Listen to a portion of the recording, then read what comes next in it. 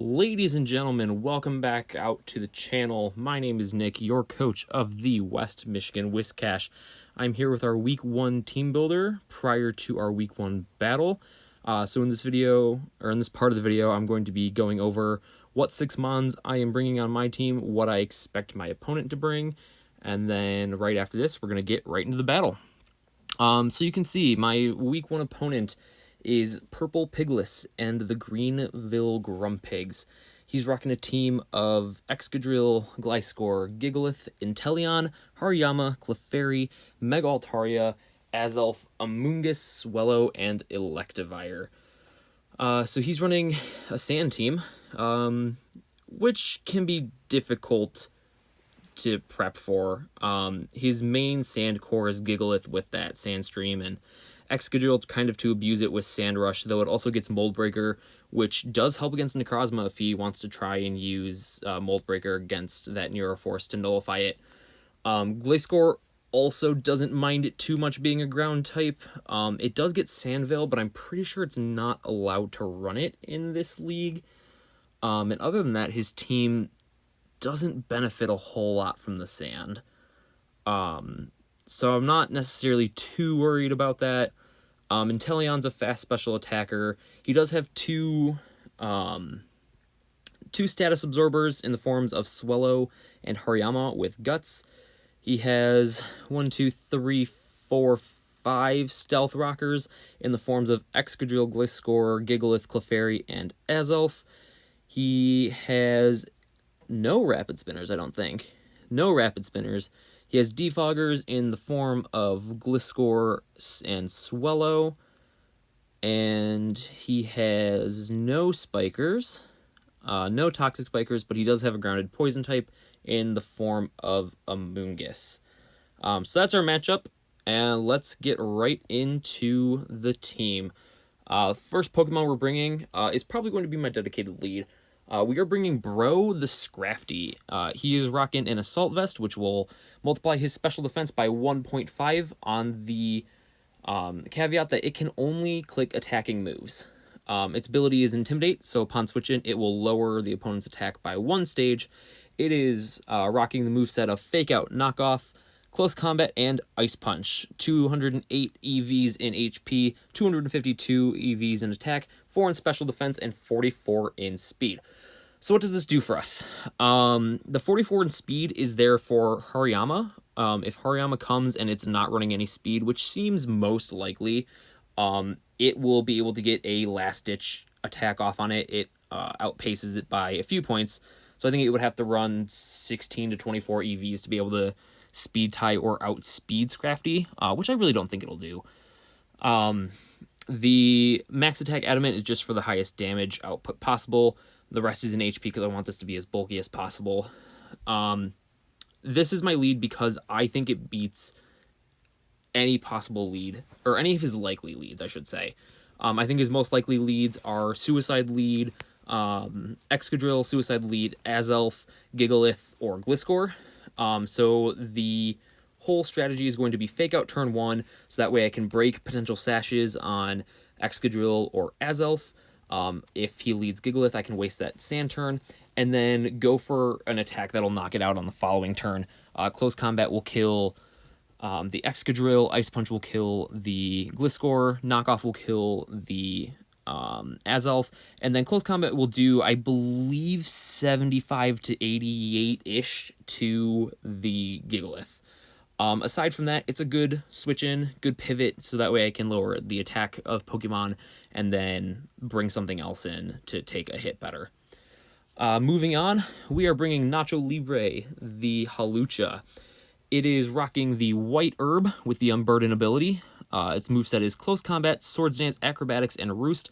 Its EV spread is 72 into HP, 252 with an Adamant Nature in attack, and 184 in speed. So what this is doing for us, the White Herb, if a Pokemon's stats get lowered, it brings them back up to neutral. That pairs really, really well with Close Combat, which will lower both its physical and special defense upon usage. They'll go back up from the White Herb, which will then activate Unburden and then double its speed. That also really pairs well with Acrobatics, which power doubles if the Pokemon does not have an item on it. With this speed, I am outside of Sand, outspeeding max speed Excadrill. I am outspeeding max speed Gliscor, should that come, but I don't think it will. Originally, I had this at 304 speed, the actual number 304, so that way it would outspeed the Excadrill out of Sand, and then with Unburden in Sand, it would also outspeed it. But I wanted, on the off chance that max speed Gliscor comes, I wanted to make sure that I didn't lose to that, though I don't think that'll come. But I wanted to have that safety net just in case. With Unburden, it'll also outspeeds what I think will be his most likely Scarfer and Inteleon. And then if I can get a Swords Dance up, and then Close Combat, Acrobatics, not a lot wants to take that. I think this is one of my win conditions. I'm going to try and save it towards the end of the game so that way I can lay Game Sweep with it. Moving on, we have Necrozma, Floyd the Necrozma. So one thing about my opponent's team is that he doesn't have a Dark type, which means he has nothing immune to Psychic. So let me go over its moveset and EV spread. So its moveset here is Iron Defense, Calm Mind, Stored Power, and Substitute. EV spread, very simple, 252 maxed out HP, 4 in defense, 252 maxed out special defense with a calm nature. And then, so the whole point of this is to set up a substitute on something slower than it, something that won't basically be able to hurt it. My biggest way of doing that is either on the Amoonguss, on the Gigalith, or on the Clefairy. I set up a substitute, and then I start going for those Iron Defenses, I start going for those Calm Minds. The more boosts I get, the stronger that Stored Power will be. Stored Power, let me find it down here really quick. It gets plus 20 power for each of the user's stat boosts. So by the time I have a Iron Defense and 1 Calm Mind up, that already makes it a 100 base power attack, which is quite strong. And then if I get a substitute up and I'm able to take those hits better, I can get more and more layers of Iron Defense, more and more layers of Calm Mind, and just eventually making it impossible to A, break through, and B, be able to take this hit. And he doesn't have a Dark type, which means he has nothing that resists it. And his 2 actual resist to it, one of them being Excadrill and the other being, I think, Amoonguss. I don't know. Neither, or not Amoonguss. Why do I say Amoonguss? It's not Amoonguss. One of them is Excadrill. It won't take it. It doesn't take Stored Power at all. And then I originally had Moonlight on there over Substitute. Ended up changing that because I didn't want to get toxicked potentially by a Gigalith or an Excadrill, or not Excadrill, a Gliscor or an Amoonguss.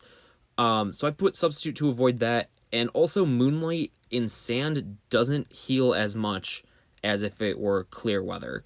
So I figured we'll give it leftovers so that way it can still get recovery. We'll get substitutes up to, avoid attacks that might do more than 25% damage. Yeah, so we're going to hopefully get this in on Gigalith or Amoonguss or Clefairy and win. Basically, this is my second win condition. Moving on, we're going to our third win condition. I feel like I have a really good matchup here. I have 3 different things on this team that I think could win. And more even that I'm not bringing that I think could have been win conditions. But what we're going to do, we're going on to Clyde the Cloyster. It is rocking its Focus Sash with the Skill Link ability, making its multi-hit moves always hit the maximum amount of times, with the moves Shell Smash, Liquidation, Icicle Spear, and Ice Shard. It has 104 EVs in HP, 252 in attack, and 152 in speed. So what is this doing? This is at +2, I believe, outspeeding Scarf Inteleon, I think, is what I had it outspeeding. I don't 100% remember, but I do have it in my notes. So I'll make a note of that at the beginning of the battle when that happens. The the whole point of this Focus Sash will make it so that no matter what, if it comes in at full health, it will never get KO'd from full. It will always live on 1 HP, which more or less all but guarantees I get a Shell Smash off, which will double my speed, double my special attack, and double my attack. But I will lower both my defense and my special defense. From there, I just go in and sweep. Liquidation beats basically everything. Icicle Spear beats a lot, and it also means that if he's running Substitute on anything, those substitutes aren't going to last because it's a multi-hit move. The first, maybe the second, will end up breaking it, and then the last 3 will end up doing damage. And then Ice Shard is there for if it doesn't, if it doesn't OHKO something, if something doesn't get knocked out, and I am fearing priority from them, I can use Ice Shard, which also has priority, and then knock them out before they can knock me out. So that's really good. And then my last 2 Pokemon are there to support and get in my 3 sweepers. So first we've got Whitney the Whimsicott. It has its leftovers with the Prankster ability, which gives +1 priority to all of its status moves. It is rocking Memento, Energy Ball, Leech Seed, and Defog. It has 8 HP EVs, 252 in special attack, and 248 in speed with a timid nature. It is outspeeding everything. It is outspeeding Azelf and below, so the only things I think it's not outspeeding are Swellow and Inteleon, but that's alright because Inteleon doesn't really want to stay on it anyway, and I don't want to stay in on Swellow, so that's not too big of a deal. Like I said, this is meant to help get in one of my 3 sweepers. Memento, I will faint, but both of my targets' attacking stats get cut in half, meaning anything can basically take a hit coming in. Energy Ball is there in case I get taunted. Leech Seed is there for some recovery if I want to Leech Seed my opponent and then go out into something else so that way it can get some recovery. And then Defog is there to get rid of Stealth Rocks on my side, which would break the Focus Sash on Cloyster and also deal 25% damage to Cloyster and Rotom Fan. So it's basically just meant to be a support mon. It's not meant to do a lot of damage, even though it does have maxed out special attack. That's just so that way it can fight back if it needs to. And then lastly on the team, we have got Rotom Fan, Windmill the Rotom Fan. It is rocking its Light Clay with the Levitate ability, making it immune to all ground type attacks. And it has Reflect, Light Screen, Air Slash, and Will-O-Wisp. The really nice thing about Rotom Fan is that if he does decide to run Mold Breaker Excadrill, its Earthquake still won't hit it because it is a flying type. So that's very good. This is one of my most underrated sets of Rotom ever. I love it. 248 in HP, 8 in special attack, and 252 in speed with a timid nature. Basically, this is meant to get up Reflect and Light Screen, which makes physical damage for Reflect and special damage for Light Screen cut in half, so that way my 3 sweepers can come in safer. The Light Clay is there to maximize its turn of 8 instead of 5, and Will-O-Wisp is there to get some passive damage and also cut the target's attack in half. Like I said, he does have 2 status absorbers in the form of Guts Hariyama and Guts Swellow, but neither of them really want to stay in on Rotom Fan, because he doesn't know what kind of Rotom Fan I am running, and quite frankly, Rotom Fan beats them both. Air Slash beats Hariyama, and if I was running Thunderbolt or Discharge, that beats Swellow. So he doesn't want to stay in on those. So I'm not too worried about that. So that's the team. Let me know what you guys think in the comments. I'm going to put a timestamp in the description to let you know if you want to skip this, where to go. And yeah, we will see you in the battle. Alright, here we are in the battle. This is actually a replay of the battle because when I wanted to do live commentary, but unfortunately I forgot to check if my microphone was on. And it wasn't. So we're gonna be doing some post-com here, which is alright. You know, I can still give you my thoughts of what I was thinking on the plays and everything. One thing I did want to mention really quick is I expressed some confusion on what Cloyster's speed investment was for.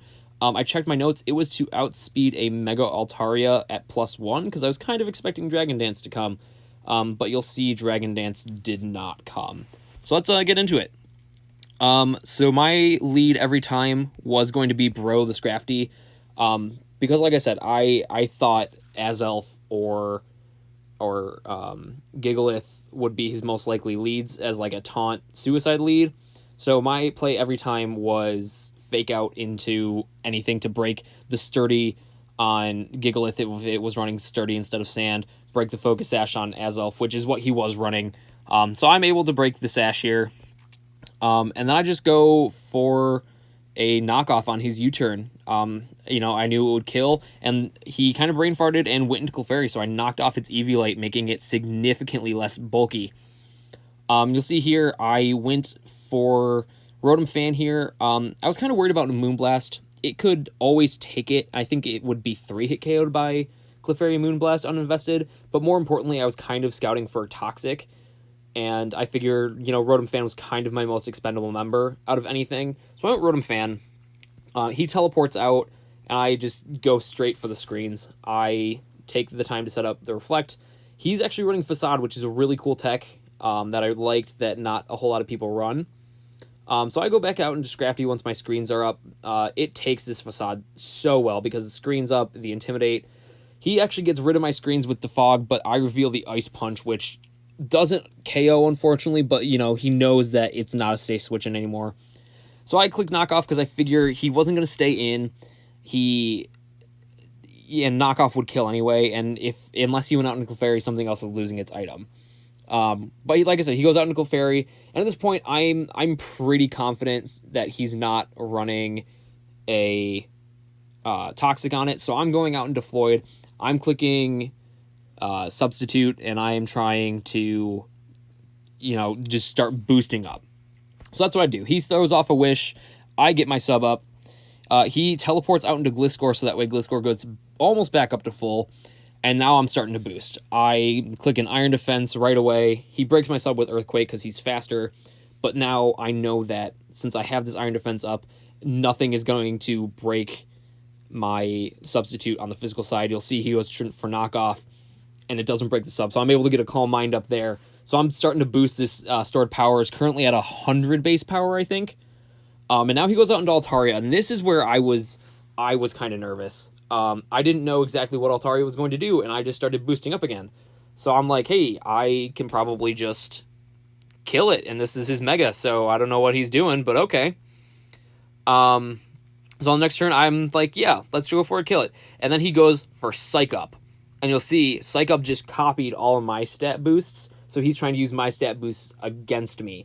And I lost my mind when I saw this when I was doing this live. I was very scared because all he has to do at this point is knock out Necrozma, and he more or less wins because he just got ×3 defense. His special defense got boosted. If he knocks out Necrozma, I'm more or less done for. That being said, I did have a backup plan in case this happened. I would have gone out into Whimsicott, clicked Memento, and then brought in Cloistered and Shell Smashed up to hopefully win. But still, wow, Psych Up, such a good bring. That's one of the reasons I love Draft League is, Psych Up is in this category called the usually useless moves, and here it is not being useless. He knew I was going to bring a stored power Necrozma since he didn't have a dark type, and he read me like a book and brought it such a good bring. I cannot stress how good of a bring this was. So now I'm scared. I tried to sub up, and I luckily was on his Roost, and he was special. And Hyper Voice goes through subs, so my sub isn't taking any damage, but I am taking damage. So I'm very nervous at this point. Stored power does a lot more because I just got 2 more boosts. I think it's up to about 160 base power, maybe a little less, maybe a little more. I don't know. So now that his Altaria is knocked out, I'm feeling a lot better because yes, Floyd, the Necrozma has taken a lot of damage, but its substitute hasn't. Hyper Voice ignores the substitute and just goes right for the Pokemon. So my sub has not taken any damage whatsoever. And you'll see his Inteleon's going for a Dark Pulse, doesn't break the sub. I bring it down to its sash. He's going to break my sub, and Inteleon or Necrozma's going to get its second kill there. So I'm at 28%. He brings out Extra Drill. I almost clicked Substitute here because I forgot Extra Drill is fast. Even with no speed, it's still fast. It's faster than Necrozma. So I didn't click Substitute, and he clicked Iron Head.